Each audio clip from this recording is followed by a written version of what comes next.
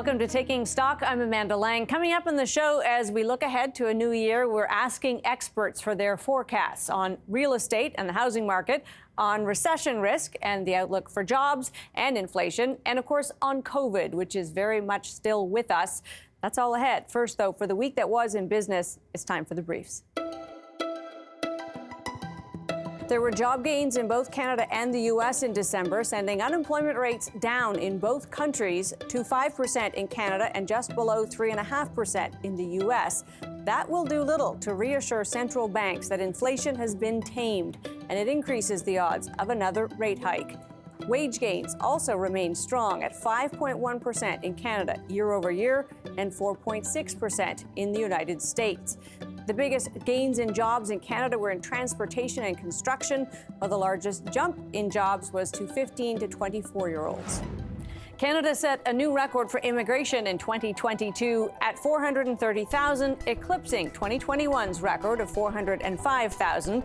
It keeps the government on track to its goal of 500,000 new Canadians a year by 2025. A big reason for the push is to help the job market, where labor gaps are still running above 900,000. We've seen high numbers of baby boomer generations retiring. We've got to look elsewhere to be able to ensure that we continue to have a steady supply of skilled labor. But there is some concern about the effect on housing affordability as demand continues to grow in the years ahead. The post-binge hangover is still evident for big tech. Huge software firm Salesforce said that after a hiring binge increased its workforce by 30% in 2021, it will cut staff, more than 7,000 jobs, or 10% of the total. And Amazon, which employs 300,000 corporate workers, will shed 18,000 of them, mostly in human resources and its e-commerce divisions. There are calls for a parliamentary committee to review the travel chaos over the holidays at Sunwing and Via Rail. After a winter storm left passengers stranded and hundreds of flights canceled, thousands more are waiting for baggage that's stuck at airports. The federal transport minister said the companies involved should be held to account. Others suggest the government could be doing more. It is the federal government's failure to enforce passenger rights and their failure to enact regulations that are simple and a framework which is simple. Rogers' proposed takeover of Shaw is being delayed again after the competition commissioner objected to the ruling that the pairing will not reduce competition in Canada. The $26 billion deal will drop the number of big players from 4 to 3, but the tribunal said that Freedom Mobile, which will be sold to Videotron as part of the agreement, will still offer customers choice. The federal competition watchdog won another hearing in a few weeks, so the deal won't close before the end of January if he loses. You know you're offside when even a criminal enterprise feels it owes an apology. That was the case after a ransomware attack struck the largest children's hospital in the country. The attack on sick kids in mid-December created delays and backlogs in lab results and imaging, with a ripple effect through other procedures. Ransomware gang Lockbit distanced itself from the hack, which it said was made by a partner, and offered a free decoder. Real estate activity in Vancouver and Toronto continue to show signs of slowdown. In Vancouver, activity dropped more than 50% in December compared to 2021, while prices there fell 1.5% from November and 3.5% from the year before. In Toronto, there was a similar drop in sales volume compared to last year and a less than 1% decline in prices from November levels. And those are your business briefs. The latest effort to improve home price affordability in Canada came into effect this week in the form of a ban on foreign buyers of property here. Here's what you need to know. As of January 1st, non-residents can't buy real estate for the next 2 years. There are exemptions, though. That includes international students who've lived here for most of the past 5 years. They are limited in what they can buy, though, nothing above $500,000. Also exempt, foreign workers who've worked and been taxed in Canada in 3 of the 4 years prior to the purchase.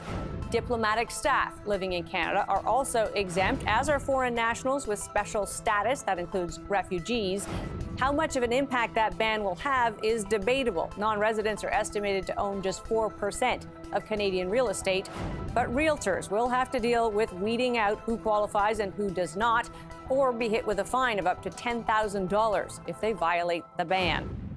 Well, that ban could, if anything, have gone further, according to some. Some do wonder what impact it will have, though. Other measures, including tougher stress tests for mortgages, have kept some buyers on the sidelines. And of course, nothing will slow purchases more than higher borrowing costs. We are wondering, what does 2023 hold for real estate in Canada? Steve Saretsky is a real estate agent with Oakwyn Realty in Vancouver. Steve, great to have you with us. Yeah, thanks for having me on. So a couple of new measures. Let's hit them both. One is very local to you, and this is this 3-day cooling off period in British Columbia. What difference will that make that people can walk away from the contract 3 days after signing it? I mean, it's pretty funny that it's called a cooling off period because, the market's pretty cool to begin with. The policy's kind of coming in, I think, ironically, a little bit late. But, because every offer these days is already coming in with, minimum 7 days of conditions. So I don't think it's going to have a whole lot. I think it gives the first-time home buyer a little bit more due diligence period. But, I think the one thing to sort of keep in mind here is now that every offer really comes with conditions, once you get back into, let's say, a hotter market, everyone's basically only competing on price now. So I'm struggling to see how it's going to make housing more affordable. I think, again, like I said, it'll give the first-time home buyer that's never transacted before a bit more time to get their bearings. But I'm a little bit uncertain about the policy. Yeah, and maybe a bit of the barn door closing after the horse is bolted. What do you make of similarly, perhaps this ban on foreign purchases? Will that make much difference, or is it too small a part of the market to have big impact? I mean, I think that, we look at the list of exemptions that have clearly been listed out there, for the most part exempting foreign workers and foreign students. If you look at the way that the BC government tracks foreign purchases of residential real estate, they have been doing that since, I think, about 2018. This calendar year, foreign buyers accounted for about just over 1% of transactions in BC, 1.2, 1.3%. So it'll effectively remove that 1%, I suppose, of the market. So I don't think it's going to have much of an impact. It's, again, to your point, it's kind of, the horse is already bolted. Yeah. I think that really what's going to have an impact here is mortgage rates, right? I mean, cost of borrowing is up 400 basis points, and you're getting stress tested with a 7 in front of it. So that's really what's going to hit the market in 23. And so let's talk about 23. What's your expectation? Are we close to the bottom, given that we may be close to the top for rates? I think the market's still going to struggle with mortgage rates. Mortgage rates still have a 5 in front of them. And so I think that's going to be the battle, right? I mean, unless mortgage rates come down materially in 2023, I'm struggling to see how the market's going to, improve or bounce back. I think we're going to kind of muddle through this. I think there's probably a bit more downside to go. I think there's people, I go back to look at the stats.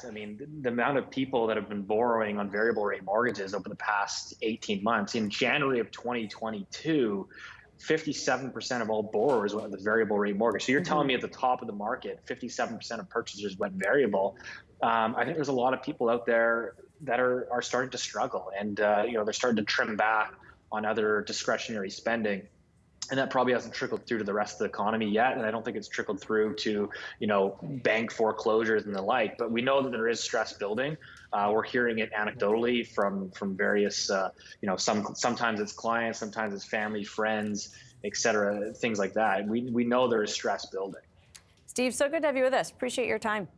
Yeah, thanks for having me on. Steve Saretsky is a realtor with Oakwyn Realty in Vancouver. Coming up, we're looking ahead to recession risk, job market prospects, and the cost of living. Stay with us.